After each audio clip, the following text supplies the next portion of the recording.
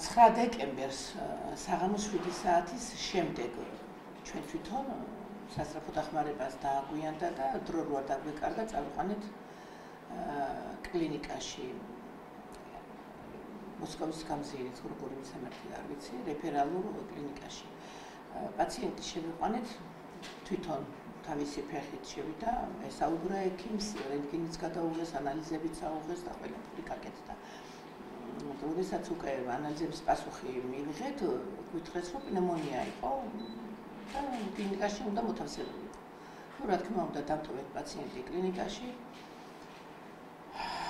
მეორე დილით რომ დავრეკე და ამბავი ვიკითხე ბავშვის და უკეთესად ვარ რა შედარება არისო მითხრა ანუ ეს უკვე დილით სამშაბათ დილით სამშაბათ საღამოს მივედით პაციენტის სანახავად ну ჩვეულებრივად დამხვდა არც ქართულება მაშინ ხარ ცოტა ქონდა თითქოს სუნთქვა რაღაც გახშირებული მაგრამ ჟანგბადი ეკეთა ბავშვს და არ გრძნობდა თვითონ ყოველ შემთხვევაში ცუდად თავს არ ამბობდა ცუდად ავარ ამ რაღაცა ფულახშფოთების მიზეზი მქონოდა პარალელურ რეჟიმში ნუ ხა მე კლინიკაში ექიმი ვერ ვნახე რა თქმა უნდა მაგრამ დაურეკე და ტელეფონით ვესაუბრე როგორც მე ისე მეუღლე და ექიმის პასუხი იყო ესეთი ფილტვების ორმხრივი პნევმონია აქვსო ობსტრუქციული ქრონიკული დაავადება არისო და ამის წინო რამდენიმე თვის წინ რო იწვა კლინიკაშიო მე ვიყავი მკურნალი ექიმიო და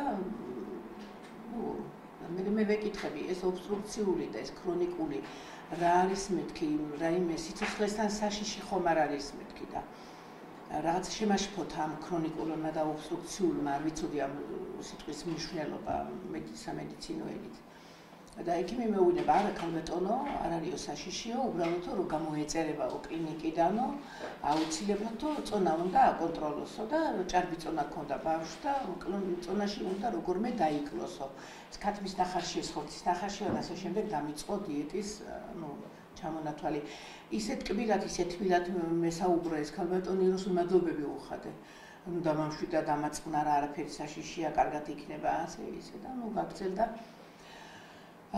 შემდეგი 4 შაბათ დღეს მივდივართ პაციენტთან მე და თავისი მეუღლე და დამხვდა პაციენტთან შესული ექიმი მორიგე ექიმთან ერთად იყო გადაბარება პაციენტის და ექიმი მკურნალი ექიმი ეუბნება მორიგე ექიმს რომ ქალბატონო ესო მანჩარ მაღლაფერიძეო დილით უფრო ცუდად იყო ეხლა გაუმჯობეს და მდგომარეობაო აქტიური გახდაო და საღამოსო კიდე ეხლა აიყვანეო რეანიმაციაშიო არ ვიცი ჟანგბადი არ ვიცი რა იყო გასაკეთებელი და გაზები გადაამოწმეო ახლა ეს რომ მოვისმინეთ უკვე ჩვენ მდგევართ და უსმენთ და მე მიუბრუნდა ვაიმე ქალბატონო მანანა მეთქი უკეთესად არის ხო მეთქი კი რა შედარება არისო ეხლა უკეთესად არის კარგი წავიდა ეს ქალბატონები ორივე ექიმები მე და ბელა დავჭით პაციენტთან მაგრამ პაციენტი იყო ძალიან სუნთქვა უჭირდა მაპატიეთ და გულით და მუცლით ორივე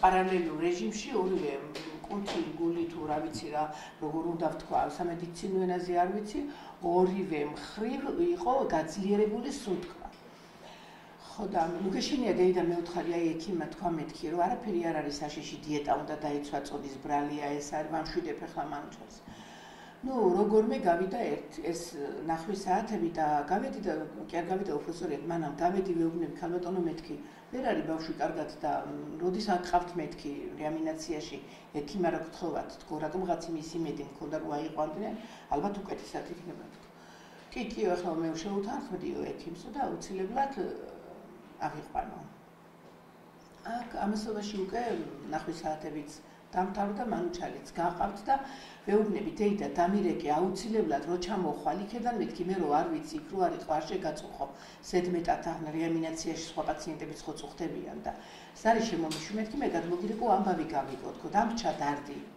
ძალიან სერიოზული დარდი დამრჩა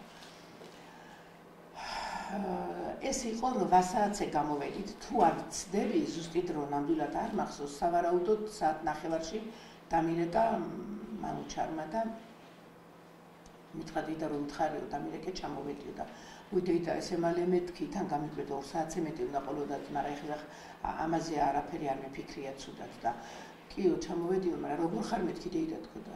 უფრო ცუდად ვარ დეიდა ვიდრე ვიყავიო და რას ლაპარაკობ მეთქი დეიდა რატო? ხო, ნუ გეშინია კარგად იქნებით თქო იქ ერთანს დაუძახეთ, ერთთან ხო ექიმს მეთქი, ექიმს უთხარი მეთქი. ნუ გეშინია დეიდა მე უთხარი ვიდრე ცუდად ხარ, იმაზე მეტი უთხარი ექიმს რომ ყურაღება მოგაქციონ მეთქი. იმიტომ რომ იქ უკვე შევშინდი, ძალიან შევშინდი, იმიტომ რომ ვეუბნები ექიმს დაუძახე, ან ექთანს დაუძახე. ექთანი ეუბნება, ექიმთან მიდიო, რომ მე მესმის ეს ხმები ტელეფონში. ექიმს დაუძახეო, ბავშვი ყურის ექიმო, მანუჩარი. და ნუ გეშინია მე ვთხარი იმაზე მეტი თქვი ვიდრე ცუდად ხარ თქო და ამაზე მეტი დეიდა რაღა ვიქნებიო, პასუხი. ამ დროს უკვე ზუსტად ახლა ვერ მოვიტყუები, იმიტომ რომ არ მახსოვს შემდგომში ვესაუბრე ექიმს, პალატის ექიმს, მორიგი ექიმს თუ იმ დროს, როდესაც უკვე ამას ვესაუბრებოდი, მაგრამ ვესაუბრე ექიმს, მოვიდა ტელეფონთან, მანუჩარის ტელეფონთან და მე ვეუბნები, და ქალბატონო მეთქი რა მდგომარეობა, რატოა ბავშვი, ცუდად მეთქი და არა, ქალბატონო გეშინიათო ეხლა ჟანგბაჩიო წამალი ჩავამატეო, გაუფართოვდებაო სისხლძარღვებიო და უკეთესად იგრძნობ თავს, უბრალოდ თვითონ ემოციურიაო, შიშები აქ რაღაცაო და დამშვიდდებაო და სწორედ ეს ყველაფერი გაუვლისო. მეც ახლა მამაკაცები ჯერ ისედაც ყველა შიშა რა 90% და რაღაცა ტომ დაუჯერე ექიმს. და ნუ გეშინია დეიდა მე ვთხარი ექიმი მეუბნება მეთქი რომ ემოციურია და ცოტა დამშვიდდი და იქნება მართლა ჩაიძინო თქო და იქნებ ჩაიძინოს. ხო, კარგი, ახლა ისე იყო თუ ასე, იმ შემდეგ ვრეკავისე და მეუბნება ცუდად არა. დეიდა ხო არ გამოვიდე მეთქი. გამოვა თქო, არა დეიდაო. ვიფიქრე ხე წამალით ჩასმული აქვს, ჩამატებული აქვს. ექიმა დამამშვიდე არაფერი ისეთი არა აქვს აპარატზე. მონიტორზე კი იყო ესენი მაჩვენებლები რა, ჟანგბადი ის შეერთებული იყო ბავშვი. მონიტორზე და ვფიქრობ ხა როგორ მეთქი ხა რომ რამე საშიში იყოს, როგორ არ გავიდოდი რაზე როგორ დავანგრევდი იქაობას, მაგრამ იქ ძალიან ძნელია იქ შესვლა. ძალიან ძნელი. არ ვიცი როგორ გავუშვეს ბელა მეორე დღეს, მადლობა უფალწო მაინც აუშვეს. ანუ ეს ამ დღემ ჩაიარა, არ ჩაიარა, უпростоრეთ დავრეკე ღამის, ეს ბოლო გარზარი იყო და უკვე მაგონებს ქალის ხმა. და რაღაცა ტიშივშინდი და ქალბატონო მევთხარი პაციენტსო ძინავსო და ვიმეთხარ თქვენ ეგთანი ვარო. და ქალბატონო პაციენტს ძინავსო და აღარ დარეკავთო, ნუ კარგი მეთქი აღარ დავრეკავი ხლა. პაციენტმა დამირეკა მევთხა და მეუბნება ცუდად ავარ და მე როგორ აღარ დავრეკავ მეთქი. ნუ აღარ დავრეკავ და ეგ იქნებოდის კარგად. აღარ დავრეკე, მეთქი არ გავაღვიძო არა ვაფურიეკო. რახან ემოციურად მართლა ალბათ არ ცდებოდნენ მეგონა. დილის სავარაუდოდ 7 საათიდან შეიძლება უფრო ადრეც დავიწყე უკვე დარეკვა მანუჩარის ტელეფონზე.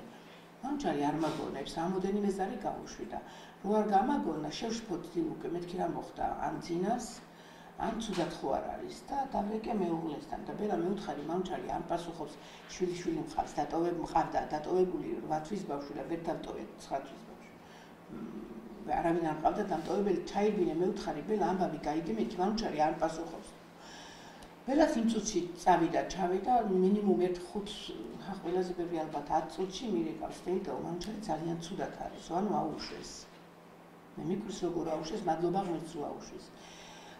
და როგორ არის მე რატომ მეუთხარი რა მოხდა თქო და არ ვიციო და დამელაპარაკე თუ ლაპარაკი შეუძლია მანუჩარს თქო და დამელაპარაკა მანუჩარმა და მითხრა დეიდა ძალიან ცუდად აღარ გული მეკუშე. გული მაქვს ცუდად. ეხლა ექიმს ვიმე მეუთხარი ბელა ახლა სასწრაფოდ ექიმი მეთქი რა სქვია გული. სად გული სად ფილტვი ხო? ექიმი ჩქარა მეთქი გაიქცა ბელა ექიმთან მიაწოდა ყურმილი ექიმს და ექიმი ეუბნება არა ქალბატონო მე ამდენი პაციენტის. ნუ დაახლოებით ეს შინაარსი იყო. მე არ ამაქვს ამდენი დრო და ვერ დაველაპარაკებიო და რა სქვია, ვერ დაელაპარაკება მეთქი და ეხლავე სასწრაფოდ მეთქი რომ დამალაპარაკე ექიმს თქო. მე ეკადრა ეთყობა ეს ჩემი ხმები მას ბელას ახლოს ქონდა ტელეფონი მიტანილი, როგორც ჩანს ესმოდა ექიმს. ეს ჩემი სახლიდან აგრესია. აიღო და მეუბნება ქალბატონო ჩვენ რა ვქნათ რა ხდება მეუთხარი ქალბატონო რაშია საქმე რატო არის პაციენტი ცუდად მეთქი. გავქნათ ქალბატონო ჩვენ მეტი არაფერი არ შეგვიძლია რაც შეგვიძლია ეს გავაკეთეთ და ამაზე მეტი ჩვენ არაფერი შეგიძლიათ მეთქი თქვენ თუ არაფერი არ შეგიძლიათ სხვაგან გაუშვით პაციენტი არაფერი გამოგეპაროთ მე ვთხარი კარდიოგრამა გადაუღეთ მეთქი პაციენტი რო გამეუბნება გული მაგცუდად გული მეკურშება ექიმი მეუბნება არაო ქალბატონო და რო შემოვიდაო თუ რაღაცა არ მახსოვს რო შემოვიდაო ალბათ მაშინ გადაუღეს თუ არ ვიცი რა იყო ეხლა ჯერ მითხრა ნუ მეჩხუბებიო ნუ მიყვილი ხარო არ ყვირი ვარ მივთხარი ემოციები მაყვირებს თორე ისე მივთხარი სხვანაირი ყვირილი ვიცი მეთქი მე არაფერი გამოგეპაროთ თქო და კარგი დამშვიდეო მე დამაშვიდა თავის ბოდიში გამოთქმაზე რა თავისი აი დიდი ტვინით ალბათ ჭალებში რა თქმა უნდა აი არ ვიცი ექიმებს ხო პასუხს სიტყვას ვერ შეუბრუნებ პასუხი არ გაინტერესებთ ექიმების თქვენ თუ ექიმები ხართ ჩვენთან რატომ მოგხართ ხო ჩვენ არ ვიცით რას ვაკეთებთო ეხლა მე არ ვაბუფლებს მანამ მითხრა მე მქონდა პრაქტიკაში ანუ მაქვს ეხლა ჩემ პაციენტებთან სულ მე დავდივარ მე დავყვები ჩემ ახლობლებს თქვენ თუ იცით ვეუბნებით ექიმს ენას ვერ შეუბრუნებთ და იმიტომ რომ არ ვიცი სამედიცინო ეთიკაა ესეთი რომ ჩვენ უნდა დავისაჯოთ პაციენტის პატრონები თუ პაციენტი უნდა დაისაჯოს არ ვიცი რა ხდება ჯანდაცვის ამ მომხდარს რას უკავშირებ ჩემო კარგო და უყურადღებობას გულგრილობას აუცილებლად უყურადღებობას არაადამიანურ მოპყრობას როგორ პაციენტი მთელი ღამის განმავლობაში ვერ სუნთქავ და მე რა მდგომარეობაში დავტოვე ეს ჩემი არამსამედიცინო თვალით დანახული პაციენტი რომელმაც მე აღმაშფოთა რატომღაც მაგრამ მაინც ექიმს ვენდე მე მაინც ექიმს დაუჯერე რამა ძალიან დიდი შეცდომა დამაშვებინა და ჩემი შვილი დღეს აღარ არის ჯანდაცვის სამინისტროს თუ დაუკავშირეთ დიახ მე ცხელხაზზე დავრეკე და ცხელხაზზე მითხრეს მიბრძანდითო ქალბატონო და არ მახსოვს სახელი და გვარი კი მეწერა სადღაც კაპანაძე ვიღაც ზაალ კაპანაძეს მიმართეთო მე და მეუღლე წავედით მე ჯანდაცვის სამინისტროში და მითხრეს რომ წერილობით უნდა დოკუმენტაცია თუ რაიმე გააკეთო და მე თქვა დოკუმენტაცია ჩვენ ამ წუთში არ გამოგვითხოვია ეს თქვენ რაც მოგაწოდეთ ახლა ქალბატონო მაია ეს დოკუმენტაცია რაღაცა ნაწილი კი მაქვს მეთქი მაგრამ ხო რაც გაქვთო ახლა ცუდად არ უპასუხია ჯანდაცვის სამინისტროში მობრძანდითო ქალბატონო წერილობითო ყველაფერი დოკუმენტი რაც გაქვთო რაც არსებობსო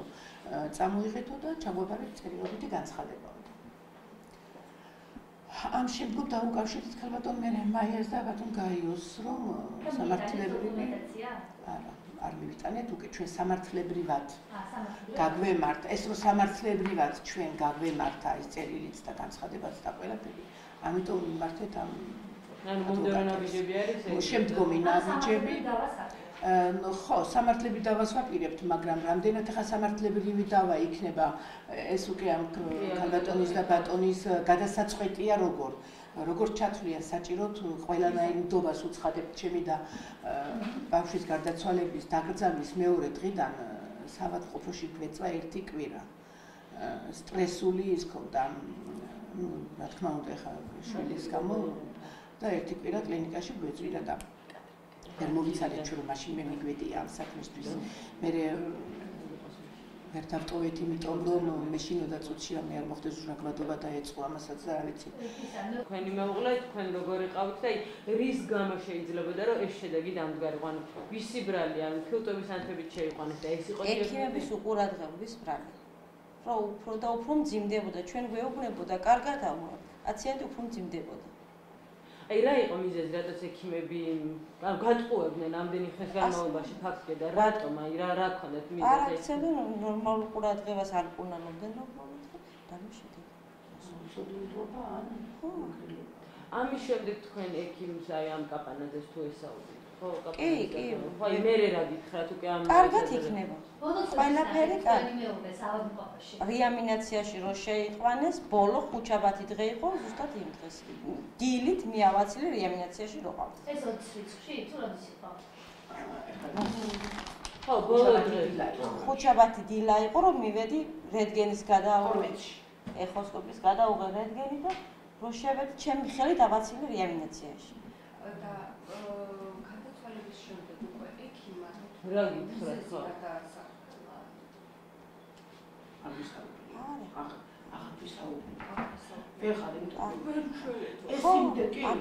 ეს უკვე რეანიმაციაში რო ამიყვანე პაციენტი ჩვენ რეანიმაციაში თავად ისაუბროს თუ შეიძლება იმიტომ რეანიმაციაში რა გითხრეს ყველა ეს უთხრა რეანიმაციაში რო ავიყვანეთ, პაციენტი გათიშული იყო. არ იყო გათიშული, მე ველაპარაკე, ჩვეულებრივად მე ავაწირე რიფმის კარებამდე, არ იყო. ის მეუბნება გათიშული იყო უკვე და რატო გათიშული, რა ვიცი. თუ ადამიანი კარგად იყო, ექიმი გვეუბნებოდა კარგად, რატო უნდა გათიშული.